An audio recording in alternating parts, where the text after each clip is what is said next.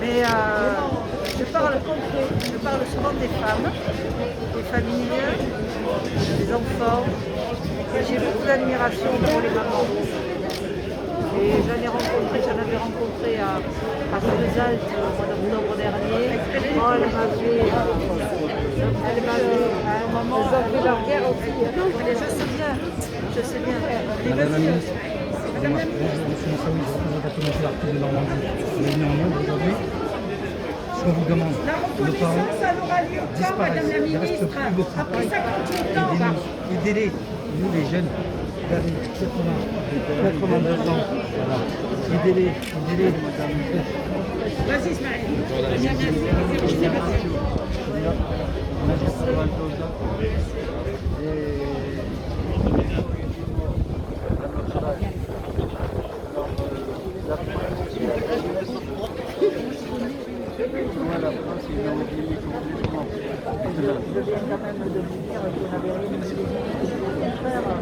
Travailler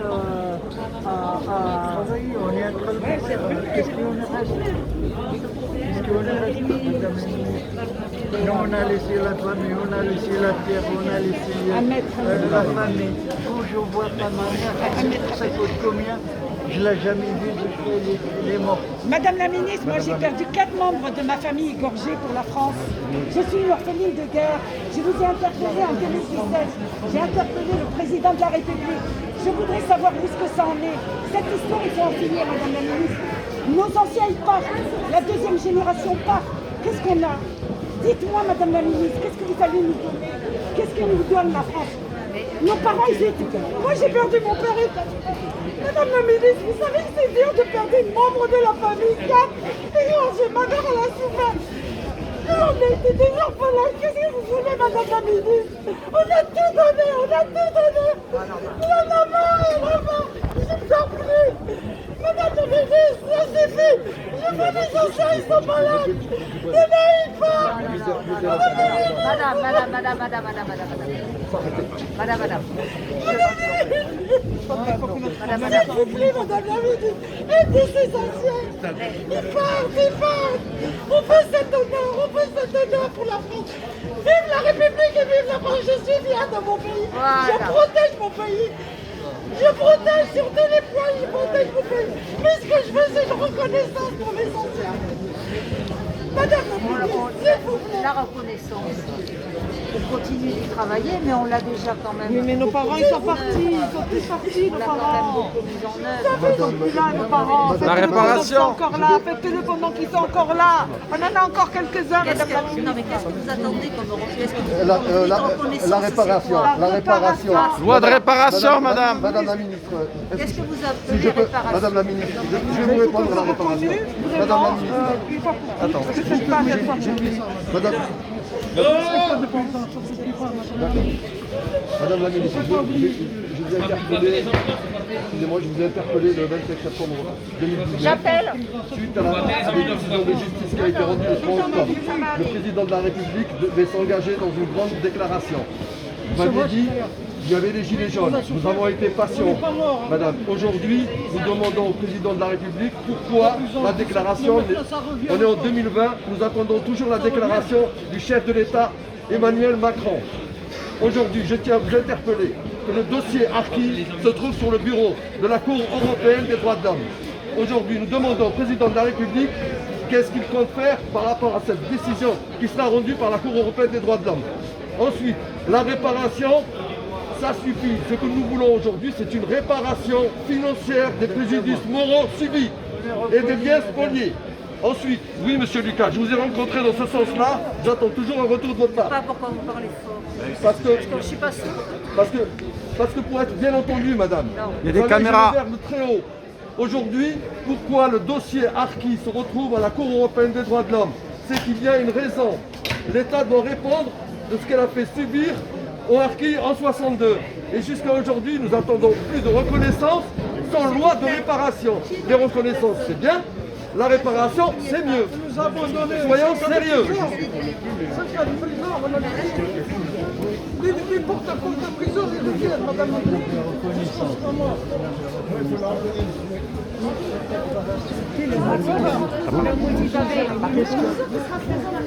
Quand vous entendez réparation, vous avez une allocation, mais vous avez reçu la même réparation. Non, madame. Si vous ne me laissez pas parler, on va pas y aller. Vous n'avez pas répondu à la question que je vous ai posée. Pourquoi le président de la République ne... Je réponds, monsieur, je réponds aux combattants. Oui. Je réponds aux combattants. Et je suis un fils de combattant, madame. Je réponds aux combattants.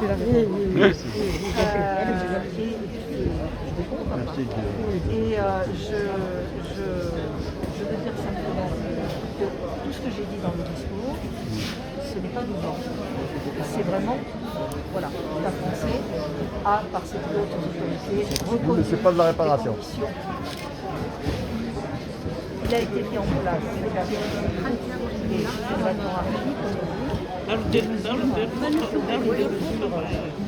D'aide sociale. quasiment identique aux mesures rapatriées. Et donc, voilà, il y avait tout. Alors, il y a encore actuellement l'allocation de reconnaissance que vous pouvez percevoir et que d'ailleurs j'ai fait augmenter de façon assez importante l'an dernier.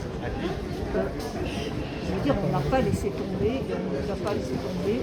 On a fait beaucoup de décorations parce que je pense que ça c'est très important. Ça fait partie aussi de la reconnaissance de la nation des combattants. Et encore, je viens de décorer un combattant, c'est important.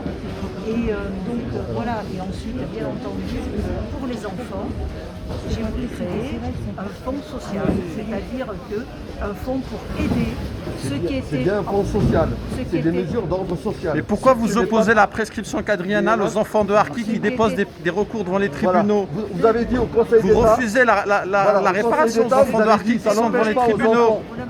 Vous ne répondez pas. Excusez-moi. C'est moi, oui, allez-y. Oui, ça va, de toute façon. Vous avez à moi, il y a un monsieur qui s'appelle M. Lévé. Il nous a créé parce qu'on a même signé la pétition de radio. Il avait une pétition. Ils ont dit qu'ils ne devaient pas donner rien au Harki. M. Lévé, il n'a rien, je ne suis pas son Harki, je suis le Harki de la France. Nous, il y avait des gens de chez nous, on a à part ça, on n'a rien dit. Vous avez plus on a pris un avocat pour recevoir une dizaine de milliers. Il a invoqué on n'a même pas passé pour voir les trucs.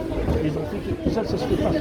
Mais nous, on est des j'ai fait à 17 ans, madame la ministre, à 17 ans, je me suis engagé en 1958, par 2000. Donc voilà, je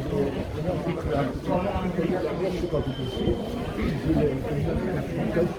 Je suis content, vous avez dit demain. 17 ans. Au revoir. Ok, c'est pas tout ça. Vous savez, tout le monde, moi je suis il a pris mon beau-frère, c'est au revoir. Non mais très bien madame, je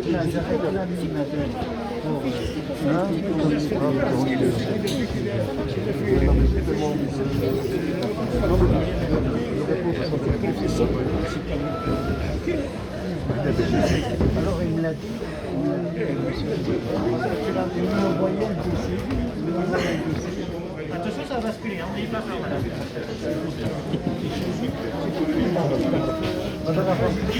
Madame de Rieux, d'avoir une réponse sur la déclaration du chef de l'État. C'est pour cela qu'on n'est pas bon, c'est là, tu vois. On ne laisse pas poser des questions. Par ailleurs, il y a un serment. Il faut que je trouve les gars qui étaient avec moi en prison. Comment madame, elle avait 500 personnes dans une ferme, tous les jours elle ramène 10-15 et moi je suis jeune, sportif, j'ai aussi. Je descendais à Marseille, je montais à Paris, depuis sort aussi. 62, je couche à choisir sur mon marathon dans le jardin. Personne ne m'a dit ça, on t'amène un hôtel, on t'amène jamais je ne suis pas les derniers. Pourquoi il ne m'a pas amené à l'école? J'avais arrivé à 22 ans. Hein? J'arrivais à 22 ans. Et monsieur, je suis d'accord avec Hein? J'étais dans le bâtiment, je couche dans les baraquements. Je suis j'ai travaillé chez Péléry, j'ai travaillé partout, madame, dans le bâtiment. Je n'ai pas cherché mes droits. Je travaille sans papier. Sans papier, après, quand j'ai fait ma nationalité, j'ai marié avec une parisienne, ma femme.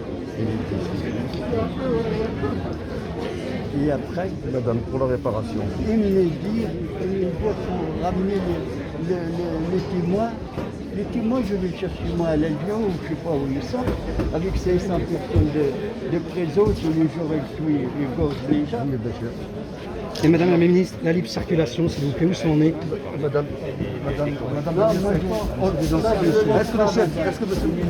est-ce que Emmanuel Macron, président de la République, s'est engagé à faire une grande déclaration? Le président de la République s'exprimera sur la guerre d'Algérie dans son ensemble. Non, il devait Oui, mais juste après l'audience au Conseil d'État le 18 septembre 2018, il avait annoncé une déclaration dans les 3 mois qui suivaient. S'exprimera sur la guerre d'Algérie, il aura une expression forte. Non, sur la il guerre s'était engagé sur la décision du Conseil d'État. Il y a un petit jeune qui Il veut. devait faire une Madame, grande déclaration. pas sur la décision. Madame la Ministre, il y a un c'est petit suite jeune de à la ça. 3e génération qui veut vous parler. Voilà, la relève. relève. Voilà, C'est fini. allez-y. Voilà l'espoir. Monsieur, si vous permettez.